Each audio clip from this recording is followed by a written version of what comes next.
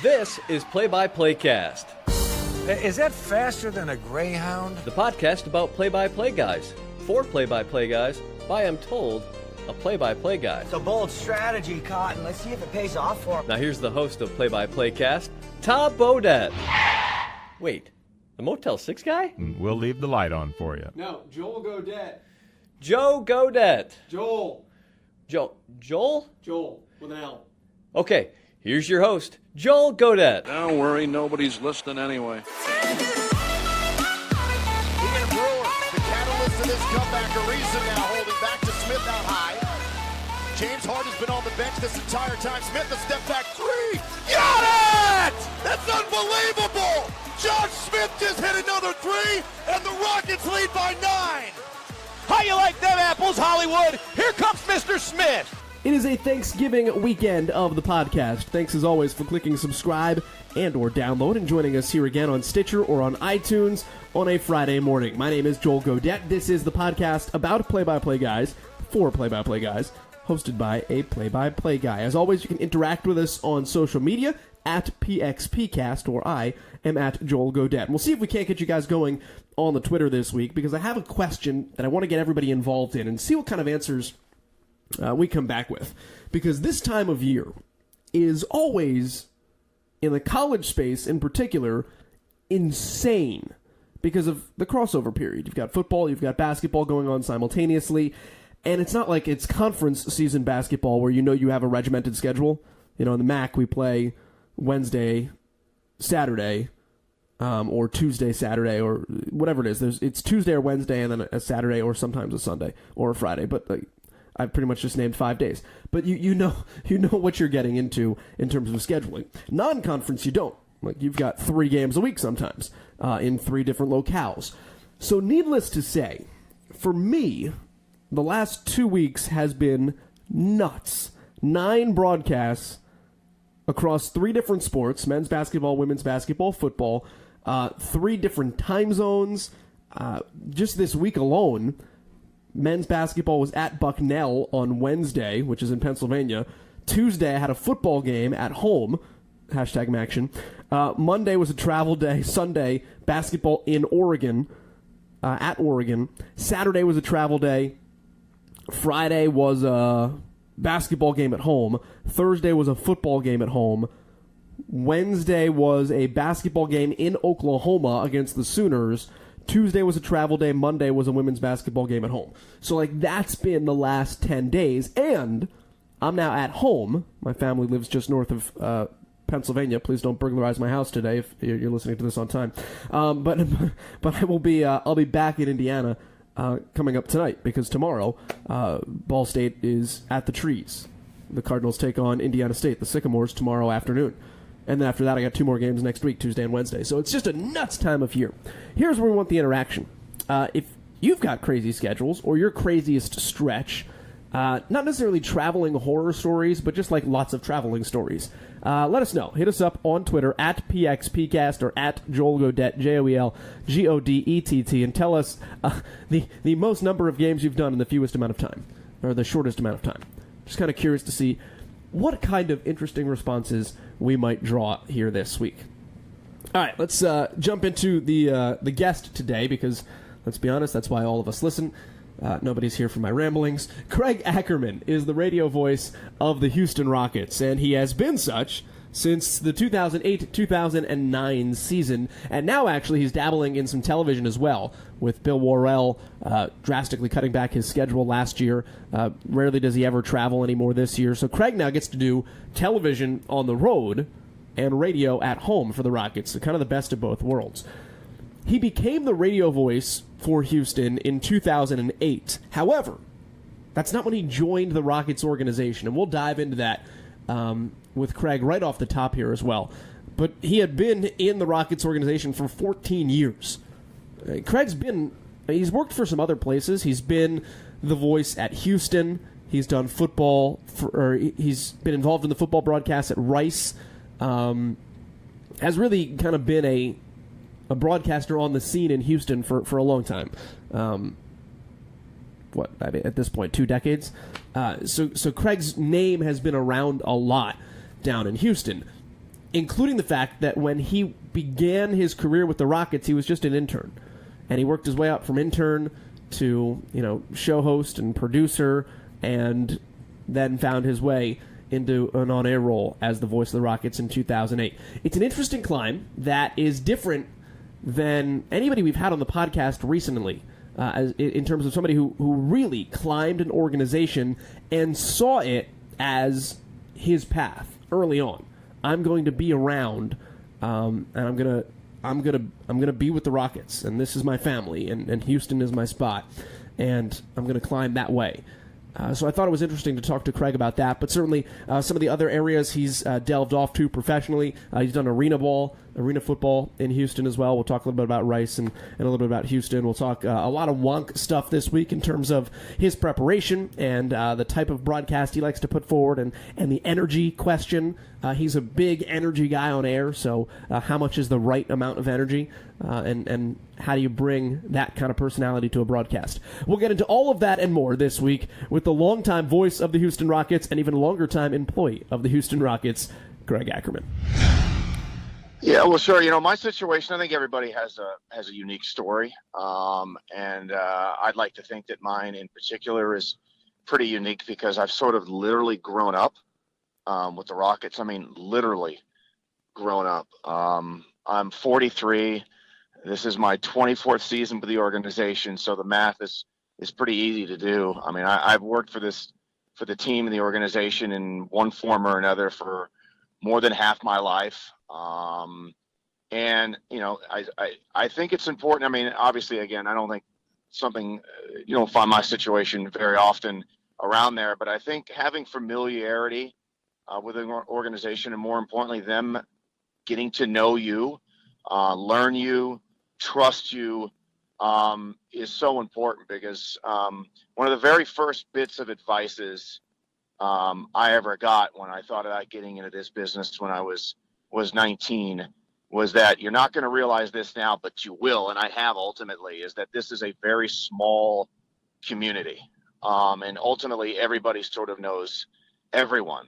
And the more people you get to know, the better opportunity you have to advance further in your career. And ultimately, I think that sort of begins and ends with, if you want to work for one of the major 4 pro sports teams in America, the best and optimal way to do so is for them to get to know you. And what better way for them to get to know you if you have an opportunity to work for them in some capacity before ultimately getting the job that you want. And for me, that's the path that I took, that I was fortunate and lucky enough to take, and the one that's benefited me, obviously.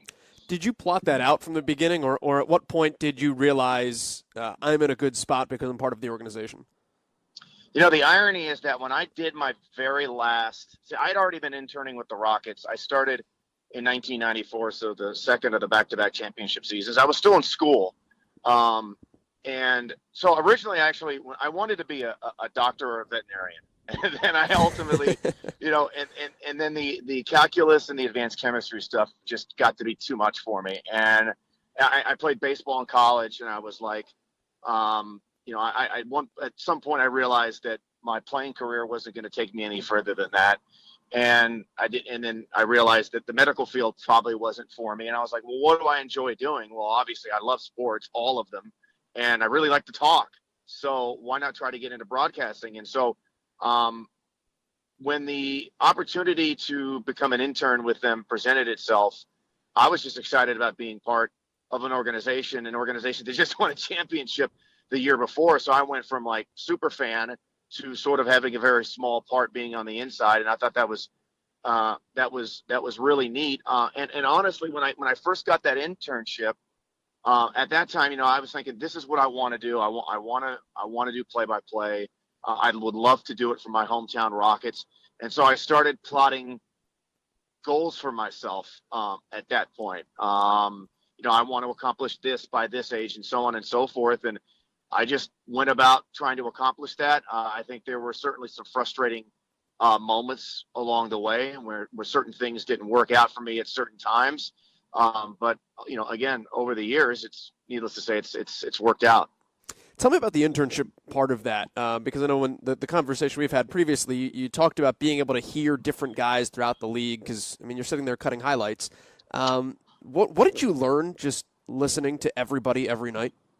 Well, I don't feel that old, but technology-wise, I am extremely old in this business. When I first started, everything was done on reel-to-reel tape and carts, and probably anybody under the age of, I don't know, 38 or 40 in this business is probably like, what are you talking about? I've only seen that in the old movies. But one of my jobs as an intern when I worked game nights for the Rockets was I cut highlights, obviously, for the Rockets radio broadcast, but my job was to monitor other teams around the league and pull highlights for our scoreboard shows and the pre-half and post-game. And so I did have a chance right off the bat to listen to, engage the guys who were at the top of the profession. And I was able to sort of get an idea of what I liked, what I didn't like, what I found appealing, what I didn't find appealing, what I found was interesting and not interesting. And I think that was a huge influence on me because in those days I always felt like, in terms of outside of Gene Peterson, who was the longtime radio voice of the Rockets, I always felt like the two guys I really enjoyed listening to the most were Kevin Harlan when he was doing radio for the Timberwolves, not television, but radio, and they were horrible. I mean, they were absolutely horrible, and he made every game sound like it was interesting. And Kevin Calabro was currently the TV voice of the Portland Trailblazers back in the days when I think before he started simulcasting, maybe he was just simulcasting at that point with the Sonics, but basically doing a radio call. I always found that those two guys, their energy and their passion and their excitement for the game, especially on radio, translated the best to me, for me. And so I've always felt like, especially on the radio side, and these days with every game being televised, if you want to hold listeners and attract people, being passionate and exciting are the two most important things for me on the radio side, and that's something that's stuck with me ever since. Outside of the energy, because I want to come back to that here in a second, but you talk about a guy like Kevin Harlan. What else would make a Timberwolves broadcast when they were horrible intriguing, interesting? How else would he latch you in beyond just the energy level? Well, he was funny. It wasn't just the bland, guy misses a shot. I mean, if somebody missed it horribly, or you never, and I've stood by this. You never, when you're calling a game, especially if you work for a team, I think it's important to be critical of what's going on. I think it's important to your credibility to point out if things aren't going well. I mean, if the team is shooting 35% for the night, I and everybody else knows that that's terrible. And I think it's important to point it out. But I think if you want to convey energy and excitement to listeners, instead of just pointing things out from time to time, just the bland standards, regular way,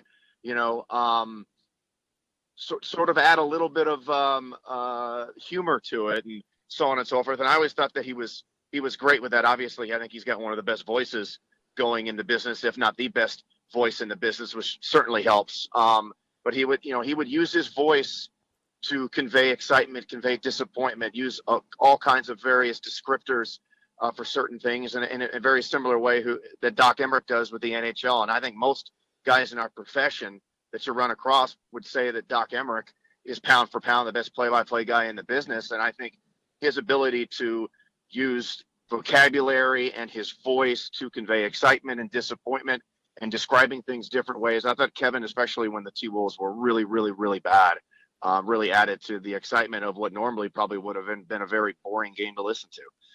Let's go back to the energy question. What's the right way to do energy in a broadcast? And I guess the kind of the Three Little Bears, mantra of what's just right as opposed to too much or too little. Yeah, I think there's a fine line between, and I will admit I have been certainly guilty of this over time, more so earlier in my career than now, but even now from time to time, I'm certainly guilty of this. I think there's a fine line between excitement and screaming, and I think sometimes maybe the moment overtakes everybody. But for me, like me personally, I have a very loud, really loud voice. And so I have to sort of sometimes watch exactly how loud I get. But I think for most people, I think the easiest way to convey excitement, especially on the radio side, is just describe more. Go into greater detail about what you are seeing out there on the floor, the field, etc. Because the more you describe, it forces you to talk quicker, talk faster. And the faster you talk, I think organically excitement just sort of bubbles to the surface. And not to mention, I think it's just people who describe more are better at their job, especially again when it comes to the radio side. But the more you can describe, it doesn't become forced. It's just you talking faster, and by sort of talking faster, the excitement just sort of comes. And then again, obviously, I think there is a sort of a fine line between screaming and conveying a ton of excitement, which again, I will admit that I have been certainly guilty of in my career, and from time to time certainly am to this point. And again, I try to watch that stuff. But I think again, when it comes to radio, just be more descriptive, be more variant with how you describe things, come up with different ways to talk about certain situations, because I think from time to time guys kind of get bored themselves saying the same things over and over and over again. So find different ways to describe things and just describe more. And the faster you talk, I think the more excitement that automatically conveys to your listeners, and doesn't seem forced at all. From a voice standpoint, and you mentioned the borderline between getting too screamy, etc. How much? I mean, have you done like voice work in your career, or tried to hone your instrument in that way, or taken kind of lessons, or how did you learn to control it so that when you did get excited, you didn't get to the point where you didn't want to be at? I haven't taken any sort of lessons anywhere from anyone in that regard. I've just listened back to my work, and I think I'm probably my biggest critic going. I think everybody who does this knows when they had a good game, knows when they had a bad game, and you don't really need anybody to tell you that. You automatically know that was a great show, that was terrible, and so you just kind of listen back to your own stuff and be your fiercest critic, and realize that that may have felt right at the time, but it didn't come across that way, and just try to correct your own mistakes by studying your own work. Be a student of the profession, which again I've been since my initial interning days with the Rockets, because I was listening to everybody else around the league. So I was able to critique them and figure out what worked and at least what I thought worked. And then you just have to do it and then learn from your own mistakes. How much do you still get to listen back now? I will admit on the radio stuff, I mean, I've done, between all the stuff I've done over the last 20 plus years on the radio side, I haven't listened back to a radio broadcast I've done in a long while. Although I will, when they run highlights and stuff at halftime and post game for the Rockets, when I do radio, I do listen back to those and do sort of honestly listen to the same things that I just described there. But I haven't actually listened back to a full radio broadcast. I couldn't even tell you the last time there. But since I've been moved halfway into television as well for the Rockets over the last couple of seasons, and I don't nearly have the experience TV-wise as I do in radio, I've literally watched back every game I've done on television for the Rockets, and have taken notes and realized what worked and what didn't work. And I will admit, it's from someone who has had for the most part, primary radio background, moving into television, when radio, you need to use voice to sort of convey excitement. It just doesn't come across that well on TV. So that's sort of the main thing that I've listened back for and try to concentrate on the most. How do you play with that? How did you make the necessary adjustment to make sure that comes across the right way? I just make sure I don't get so loud. I guess it's kind of tough to describe. I mean, my voice is loud is because growing up, my dad had hearing aids basically from birth. And so my entire life I had to speak up, for my dad to be able to hear us. And my sister's the exact same way. We both have extremely loud projecting voices. Look, I get accused of screaming at home by my wife and kids all the time. And I'm like, I'm not screaming. And so I just have to concentrate on, and what I realized on TV is that I don't I don't need to project. I know, and this might be difficult to describe, but I don't need to project as loudly. I just sort of just hone it in and try to stay a little bit more calm, and then that allows my voice to stay a little bit more steady for TV. Because again, on radio, when there's a huge dunk, I think it's important for guys to basically convey that it was a pretty significant moment in a game. But on TV, I think you can do. Early last season, when there was a situation like that, I felt like I got too screamy, and it just did not translate much on TV because everybody could see it. And so I just try to concentrate on just sort of staying a little bit calmer, don't project quite as much, and found out that you can still sort of convey the same amount of excitement without as much volume, if that makes any sense. Sure.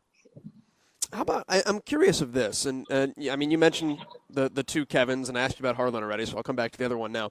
I was just in Portland with our basketball team, and I stopped by and kind of watched Kevin Calabro do his thing for a night with the Trailblazers, and one of the questions I had for him is he took out his spotting boards, and they're what he needs, and they have the information that he needed on them, but they weren't too storyline in depth. And the question I had for Kevin, I basically said, if you needed to know deeper background information, where does that go?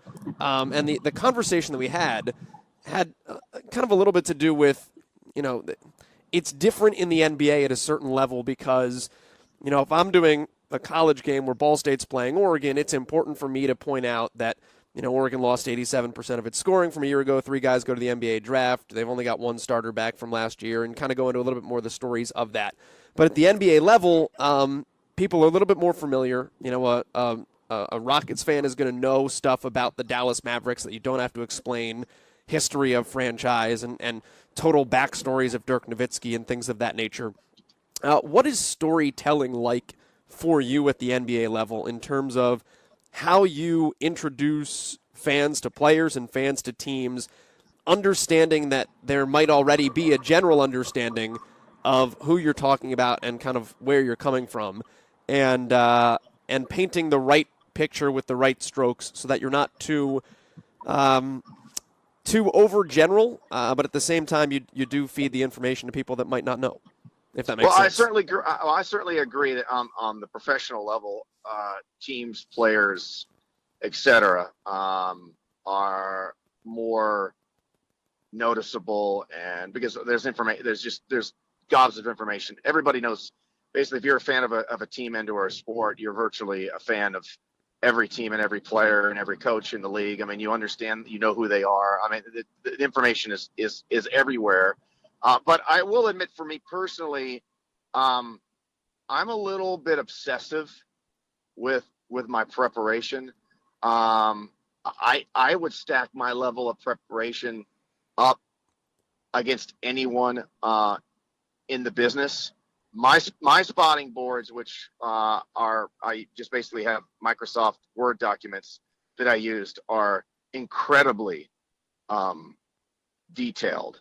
As far as storytelling is concerned, I think that just sort of, you have to it's just kind of a feel for certain things in certain games. I mean, you also have to realize that, there are new groups of people all the time watching and or listening, younger people who really don't have much of an idea about, use the example with Dirk Nowitzki, what he was able to accomplish earlier in his career, because they never had an opportunity to watch him play at his prime. So I think it's important to touch upon those things. I think that's just sort of a feel, but I will admit, in terms of my general preparation, especially, I work for the Rockets. We've been at the forefront of the analytical movement in the NBA. I am a huge believer in it, and the information that it provides and the edge that it's ultimately provided for the Rockets, and the way it's changed the way basketball is being played at the NBA level, and for that matter, everywhere. And so I do delve pretty deep into that stuff. And if I find myself not knowing what a guy did 3 or 4 years ago that I might end up using in a situation now, if it's pertinent, then I feel like I haven't done my job in terms of my preparation. So I keep all kinds of stuff from years past on my spotting boards for historical context purposes that I may or may not use. I don't think you can ever be prepared enough, and so I sort of take that route. And if I use it, I use it. If I don't, I don't. But I just feel honestly naked if I don't go through all of those steps to make sure that I have, all of my my boxes checked. This is a hard question in an audio medium, but what do your boards look like in that regard in terms of how much information you've got and where it is, and how you keep it accessible to yourself so that you don't go hunting for it when you need it quickly in a game? Well, I think for everybody, their spotting boards, you do something that works for you, and everybody's different. I mean, I think they're almost like fingerprints. Everybody's spotting board is unique. You tailor it to how you feel comfortable with. So what I use may not be comfortable for you, and vice versa. I've just found something that worked for me. When I probably switched to a Word document that I keep on my computer, and I have a touchscreen laptop that I use to scroll up and down. But I probably switched to that probably, I don't know, 12 plus years ago, because I just got sick and tired of redoing the written ones every time. For the reason I just mentioned is that I would have stuff from several years ago, or I would make sure I'd have things on there and how many times a guy made an all-star game, or how many times he's been named to an all-defensive team. And so if you just write that stuff down, I found out that, I had to keep repeating it over and over and again, because you'd have to repeat your handwritten board. And so I just found out that it was a lot easier to do something electronically, because all those edits, once something doesn't become pertinent, all you got to do is just delete it. And if it still remains important, you just keep it on there. And so I don't have to keep. But my spotting was basically, I have obviously the team, their various records, home, away versus the conference, et cetera. Coaches' biographical information, including their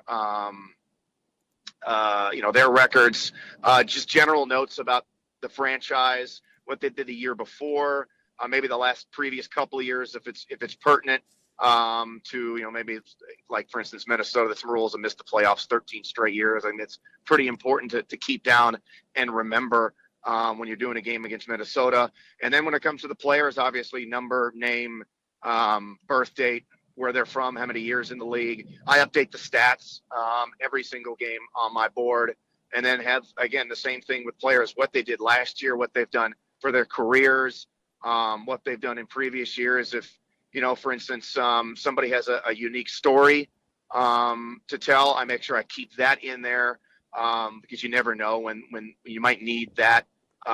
It might fit, or you might need something to help sort of fill some space. So my boards are pretty darn detailed. And then I also have a separate document that I keep track of all the various, advanced numbers, offensive ratings, defensive ratings, rebounding percentage, turnover percentage, and other stuff from my research that I can't actually fit into the boards, that I can access a little bit easier. And I update that stuff on a game-by-game basis. How often do you explain the statistics? Like, I mean, if you're going to use offensive rating, defensive rating, how many times will you kind of read people into how offensive rating is calculated and what it means, et cetera, versus the understanding of metrics becoming more pervasive, that people, have an understanding of how that's all applied?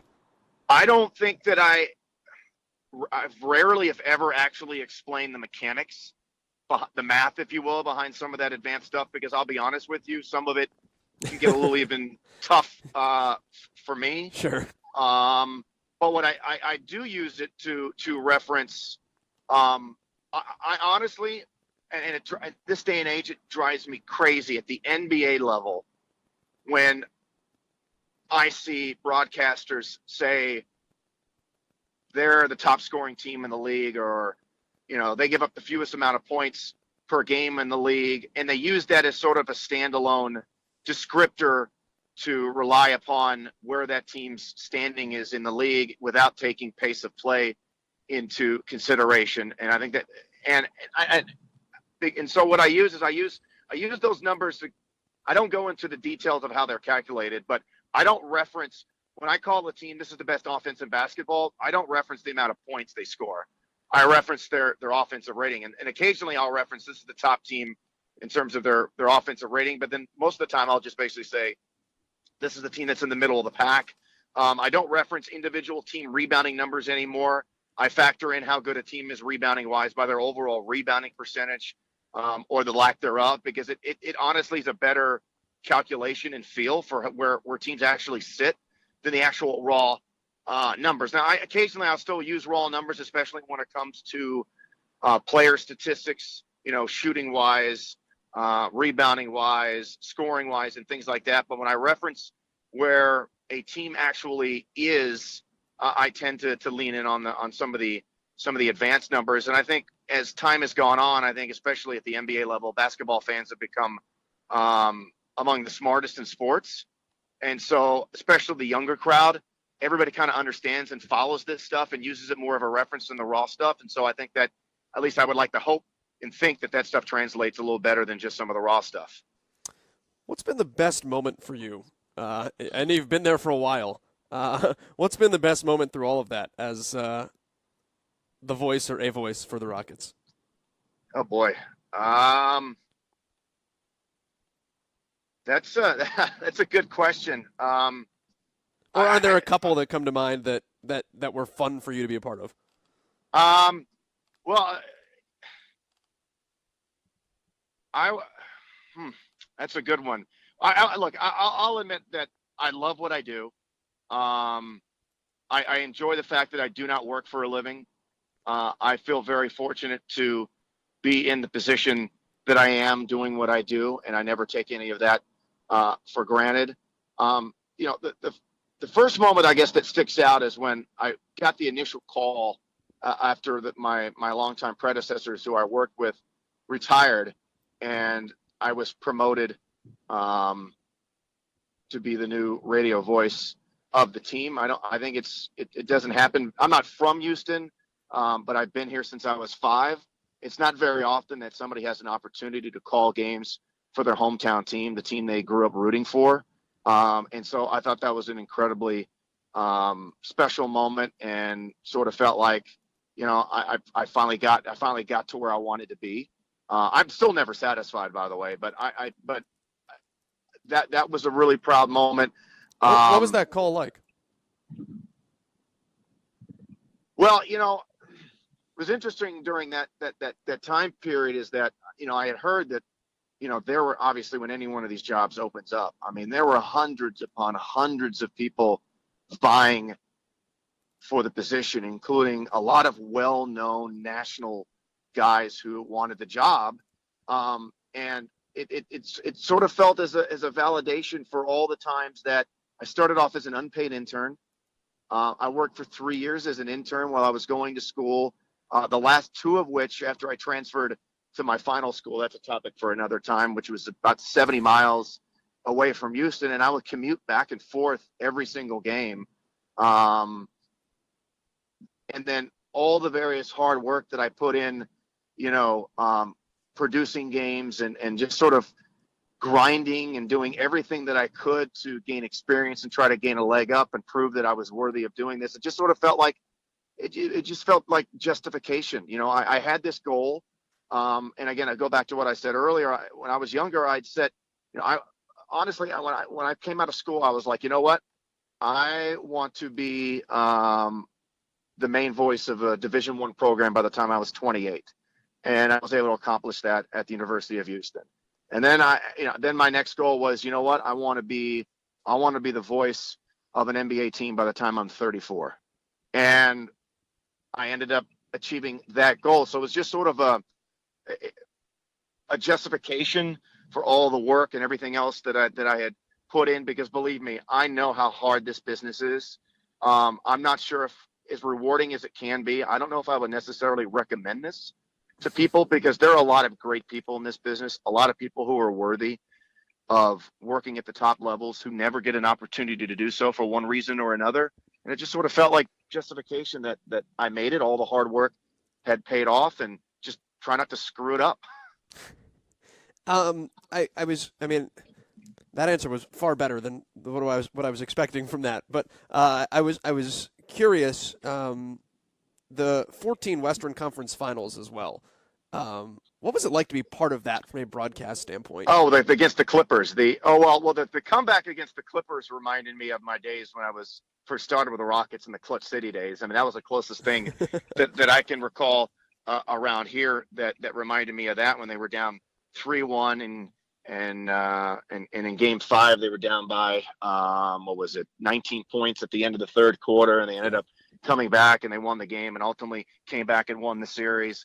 I mean, the West Finals was cool. Look, I am one person that to me the biggest game on my schedule is the next game on my schedule, and I treat every game I do the exact same way, whether it's preseason, regular season, or postseason. I mean, all the games, I try not to get too caught up in the moment, but again, there are times where I certainly have. But I think every game is an important one. I mean, and I think the comeback against the Clippers was certainly up there, on that list, because it felt neat to sort of be part of something like that again. So I mean, the West Finals was great, but it was just like last year's second round against the Spurs, or even the game that we have coming up on Wednesday against the Nuggets. I try to treat every game the same, because you never know what you're going to see on that particular night and ultimately be a part of. And so I just find everything that I do to be amazing. And like I said earlier, I literally pinch myself every day that I get a chance to do this, because when I came out of college and I did my last game at my student station, the men's basketball team got eliminated at their conference tournament. I was like, you know what? I'm never, ever going to do this again, ever. And here I am doing what I'm doing at the level that I'm doing it. And so I'm very fortunate and understanding of my place, and I never take any of that for granted. Which is nuts, by the way. That I guess kind of when you look back at it and have that thought, like, I thought this was going to be over, and honestly, I still remember that feeling to this day. I said goodnight, and I was like, you know what? It felt there was this sort of numbness that came over me, and I was like, you know what? I'm never going to do this again. I fell in love with it then. And I was like, no one is ever going to allow me to do this again. No one is ever going to pay me to do this. And again, lo and behold, it's obviously worked out, and I'm very fortunate. I don't want to keep you for too much more time, but I do want to ask you about very quickly some of the other stuff you've done, just generally speaking. From the standpoint of obviously your goal, you had made that goal be the voice of an NBA team by the time you were 34. But what do you miss, or do you miss, about some of the other stuff you were able to do in terms of college athletics, or when the Thunder Bears were in the Arena League? Was it cool to call arena football? I mean, that's not something everybody gets to do. It was different. I did a game with Kurt Warner at the old barn in Des Moines there for the Iowa Barnstormers. It was that was it. Did you know then that he was gonna? No, of course. Well, he was a great player in the Arena League at the time, but everybody sort of equated Kurt Warner as the great Arena League quarterback. That's an interesting league. I have primarily done football and basketball. I haven't done much. I've called one football game since 2003. The last radio football game I did was when the U of H played Hawaii in the Hawaii Bowl, which was like a wild game. It went to 5 overtimes, and then afterwards there was this is on Christmas, a gigantic brawl on the field. I mean, straight Donnybrook. I mean, we're talking 60 guys for them, 60 guys for you. I mean, it was an all-out brawl. Are you still on the air when that happens? Yeah, we were still on the air. What do you do in that situation? My personally, you have fun with it. I mean, again, you don't see that kind of stuff very often. So enjoy the moment. But then after that is when I sort of moved over to becoming full-time broadcast guy with the Rockets as their studio host. I called one football game on TV during the lockout in 2011.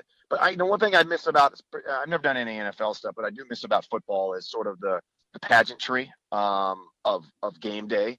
arriving to a stadium early and everybody's out there, tailgating and having a great time. And I kind of miss that, but I also will admit, I think every night in the NBA is an event in and of itself. And so, but that's probably really the only thing, when I did the WNBA, when the Houston Comets were here, I wasn't doing play-by-play when they won their 4 championships, but I was part of the broadcast team, and that was a lot of fun because the crowds were incredible.